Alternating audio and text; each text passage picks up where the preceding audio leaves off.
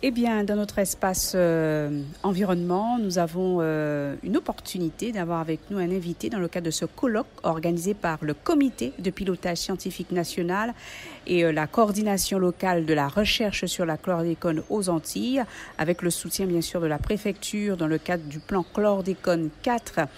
Nous avons avec nous monsieur Philippe Sanson, qui est président du conseil de gestion du Fonds d'indemnisation des victimes des pesticides. Bonjour. Bonjour, je suis heureux de pouvoir évoquer l'action du Fonds d'indemnisation et du bénéfice que peuvent en tirer des personnes qui présentent certaines pathologies liées à l'exposition aux pesticides, dont la chlordécone évidemment. Absolument. Alors justement, avant d'ouvrir le sujet concernant le fonds d'indemnisation, ce serait intéressant pour nous de connaître cette organisation, ce dispositif.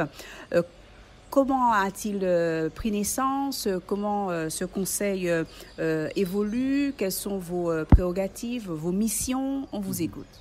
Alors, le fonds d'indemnisation a été créé par la loi de finances de sécurité sociale pour 2020.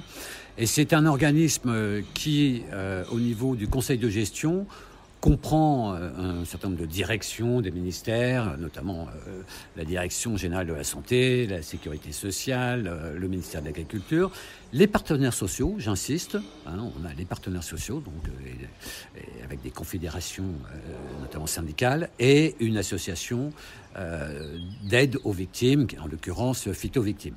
Et ce conseil ne fait pas tant la gestion que l'orientation est particulièrement attachée à la bonne mise en œuvre des droits qui ont été ouverts par les textes spécifiques sur l'indemnisation des victimes des pesticides. C'est la Caisse centrale de mutualité sociale agricole qui gère, et localement, là c'est une spécificité, outre-mer, ce sont les caisses, les CGSS, les caisses générales de sécurité sociale, qui sont l'échelon local. Voilà, ça en termes administratifs.